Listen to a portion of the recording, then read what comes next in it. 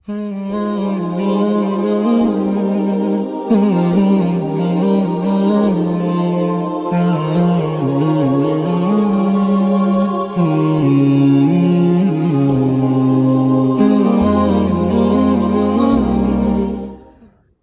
باللہ من الشیطان الرجیم، بسم اللہ الرحمن الرحیم۔ الحمد للہ رب العالمین، بارئ الخلائق اجمعین، باعث الانبیاء والمرسلین، والصلاة والسلام والتحیۃ والاکرام علی البشیر النذیر السراج المنیر، مولانا و نبینا و سیدنا ابی القاسم مصطفیٰ محمد، اللہم صلی علیہ وعلی آل بیتہ، مظاہر جمالک و جلالک، ولعنۃ اللہ علی اعدائہم الشاکین فیہم والمنحرفین عنہم اجمعین، اما بعد فقد قال امیر المؤمنین علی بن ابی طالب علیہ الصلاۃ والسلام: خیر العلم ما نفع۔ مولائے متقیان حضرت علی بن ابی طالب علیہ الصلاۃ والسلام کے جو اقوال ہیں، چاہے وہ نہج البلاغہ میں حکمت یا کلمات قصار کی صورت میں یا دوسری کتابوں میں، جو حضرت علیہ الصلاۃ والسلام کے اقوال اور چھوٹے چھوٹے جملے جو مولائے کائنات نے انسانیت کو ہدایت کرنے کے لیے آپ نے ارشاد فرمائے ہیں، ایک ایک جملہ انتخاب کر کے اور کوشش کی جا رہی ہے کہ اس کے سلسلے میں کچھ باتیں آپ حضرات کی خدمت میں پیش کی جائیں۔ بہت عظیم کلمات ہیں مولائے کائنات کے۔ ایک جو سوال آتا ہے ہمارے ذہن میں ہمیشہ کہ جب بھی عالم دین یا طالب علم اس طریقے کا لفظ جو ہمارے ذہن میں آتا ہے تو فوراً ذہن میں یہ آتا ہے کہ عالم دین یعنی مدرسے کا پڑھا ہوا، عالم دین یعنی جو حدیث، فقہ،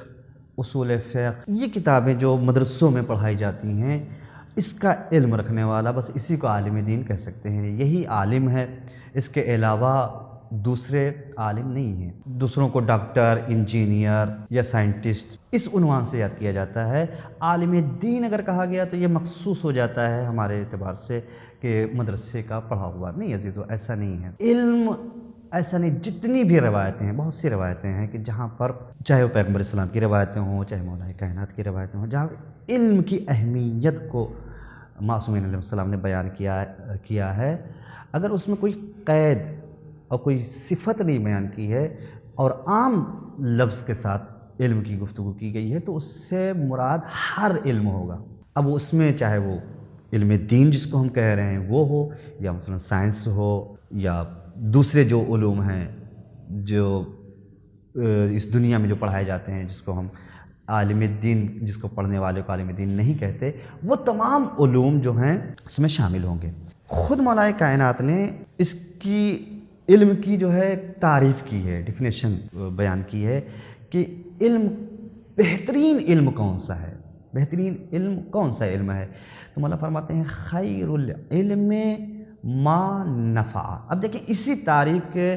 ضمن میں اگر آپ دیکھیں گے تو جتنے بھی علوم ہوں، چاہے وہ سائنس ہو، چاہے وہ میتھمیٹکس ہو، چاہے انجینئرنگ ہو، یا دوسرے علوم جو اس دنیا میں پڑھائے جا رہے ہیں، چاہے وہ مدرسے میں پڑھائے جانے والے علم ہوں، جو سب کے سب اس کے ضمن میں آ جائیں گے۔ مولا فرماتے ہیں کہ بہترین علم وہ علم ہے کہ جو فائدہ پہنچائے۔ فائدہ اگر پہنچا رہا ہے تو وہ سب سے اچھا علم ہے۔ اب فائدہ پہنچانے والا، اب چاہے وہ سائنس ہو، یہ بھی علم ہے، چاہے وہ انجینئرنگ ہو، یہ بھی فائدہ پہنچا رہی ہے، یہ بھی علم ہے، یا جتنے بھی علوم اس دنیا میں رائج ہیں اور پڑھائے جا رہے ہیں، سب کے سب علوم،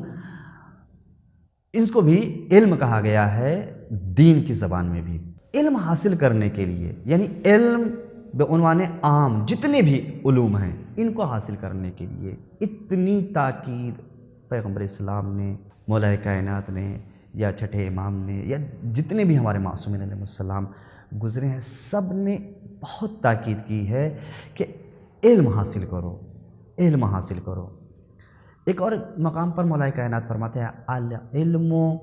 ینجد الفکر۔ کیوں علم حاصل کریں؟ اس کا فائدہ کیا ہے؟ اس سے ہمیں کیا حاصل ہوگا؟ مولا فرماتے ہیں کہ تمہاری سوچ بدلے گی، تمہارے فکر کرنے کا انداز بدلے گا۔ العلم ینجد الفکر، یہ روشن کرتا ہے، فکروں کو روشن کرتا ہے علم۔ بہت سے مشکلات ہوتے ہیں، بہت سی ایسی مشکلات ہیں کہ جو علم نہ ہونے کی وجہ سے ہمارے معاشرے میں پائی جاتی ہیں۔ اگر معاشرہ پڑھا لکھا ہے تو بہت سے مشکلات وہ اس معاشرے میں داخل ہو ہی نہیں پاتے، ہر لحاظ سے، چاہے دنیاوی لحاظ سے اس کو دیکھیں، چاہے اخلاقی اعتبار سے دیکھیں، چاہے سماج کے اعتبار سے دیکھیں، جس اعتبار سے بھی آپ دیکھیں، بہت سے ایسے مشکلات ہیں کہ جس کو اس علم کے ذریعے سے دور کیا جا سکتا ہے اور اس کو حل کیا جا سکتا ہے۔ بہت سے واقعات، ہم معصومین علیہ السلام اس زمانے کی بات نہیں کر رہے، اس زمانے میں، آج کے زمانے میں آپ دیکھیں، جب سعودی عربیہ میں، یہ ایک ایسا ملک ہے کہ جہاں پر واقعاً شیعوں کے لیے زندگی بسر کرنا سب سے سخت ہے، اتنا تعصب ہے یہاں پر اہل تشیع کے متعلق ان کے نزدیک۔ کچھ زمانے پہلے، یعنی 30-35 سال پہلے، یہ ایک حقیقت ہے کہ دیکھیں یہ علم جو ہے کتنی مشکلات کو حل کر دیتا ہے۔ کچھ زمانے پہلے وہاں پر شیعوں کے پاس، چونکہ تعصب بہت زیادہ ہے، تعصب کی وجہ سے شیعہ کسی بچے کو نہ ہی سرکاری کسی بھی ادارے میں نوکری جاب مل ہی نہیں سکتی تھی، یعنی گورنمنٹ کے اعتبار سے جتنی بھی جابس ہوتی ہیں، جتنی بھی نوکریاں ہوتی ہیں، شیعہ کسی بچے کو اگر اس کے آئی ڈی پر شیعہ لکھا ہوا ہے تو ممکن نہیں تھا کہ اسے کوئی اس طریقے کی جاب مل جائے سرکاری۔ پرائیویٹ جو کمپنیاں تھیں، پرائیویٹ جو نوکریاں تھیں، وہاں پر بھی تعصب ہونے کی وجہ پر تقریباً کسی بھی شیعہ کو کوئی بھی جاب نہیں ملتی تھی۔ ان کے پاس صرف 2 کام تھے، ایک سبزی منڈی، دوسرا مچھلی منڈی۔ مچھلیاں بیچنے کا کام شیعوں کے پاس تھا، 35-40 سال پہلے کی بات کر رہا ہوں، یہ تو تاریخ میں ہے، یہ حقیقت ہے۔ مچھلیاں بیچنے کا کام، سبزیاں بیچنے کا کام، صرف یہ 2 کام شیعوں کے پاس تھے، اس کے علاوہ کوئی تیسرا کام کسی کو کسی وجہ سے کہیں پر خوش قسمتی سے کچھ مل گیا، کوئی جاب مل گئی، وہ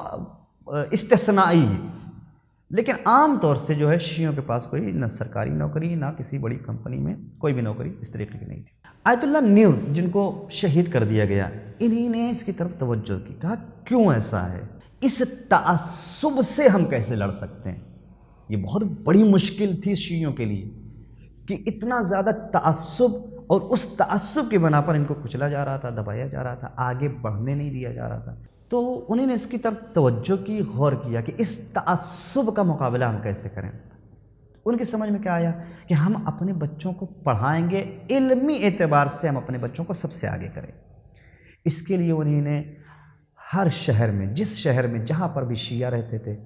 وہاں پر گئے، بستیوں میں گئے، چھوٹے چھوٹے گاؤں میں گئے جہاں پر شیعہ بچے تھے، ہر جگہ یہ خود گئے ہیں، اور جا کر شیعہ فیملیز کو، ان کے ماں کو، بچوں کے جہاں جن کے گھر میں بچے تھے، ماں کو، باپ کو، گھر والوں کو سمجھانا شروع کیا، بتانا شروع کیا، کہا دیکھو اگر اس طریقے سے زندگی تو بسر ہو جائے گی، اگر چاہتے ہو کہ عزت کی زندگی بسر کریں، اگر چاہتے ہو کہ دنیا کے ساتھ کاندھے سے کاندھا ملا کر ہم چلتے رہیں، تو اس کے لیے کچھ قربانی دینی ہوگی۔ ہمیں کوشش کر کے اپنے بچوں کو علمی اعتبار سے، تعلیمی میدان میں سب سے آگے کھڑا کرنا پڑے گا، تب جا کے ہم اس تعصب کا مقابلہ کر سکتے ہیں۔ اگر تمہارے پاس 2 گھر ہیں تو 1 گھر بیچ دو، اگر تمہارے پاس زیور ہے جو بیچا جا سکتا ہے اس کو نکال دو،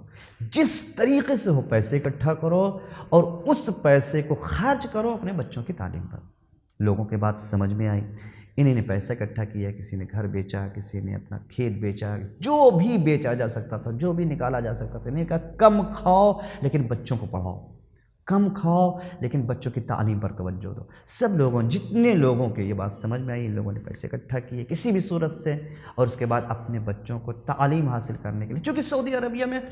ماحول یہ تھا کہ وہاں پر پیسے بہت زیادہ ہیں، ان لوگوں سعودی جو افراد ہیں ان کے پاس تیل اور پیسے کی کوئی کمی نہیں ہے، تو تعلیم پر اتنی زیادہ توجہ نہیں تھی۔ ان شیعہ گھرانوں کو سمجھایا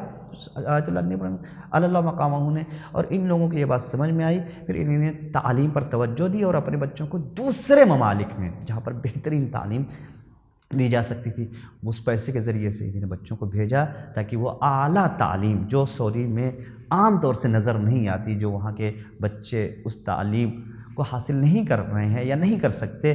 اس علم کو حاصل کرنے کے لیے دوسرے ممالک میں ان لوگوں نے بھیجا، اور یہ گئے۔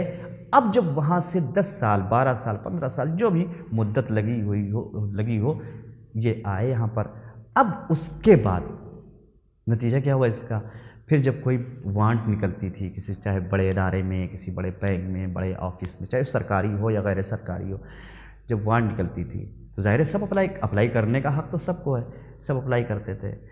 تو ان کے سرٹیفکیٹس کے مقابلے میں، ان کے پاس جو سند تھی اس کے مقابلے میں سعودی عرب میں جتنے لوگ تھے ان کی کوئی سند نہیں رہتی تھی. ظاہر سی بات ہے اب جب سلیکشن کرنا ہوگا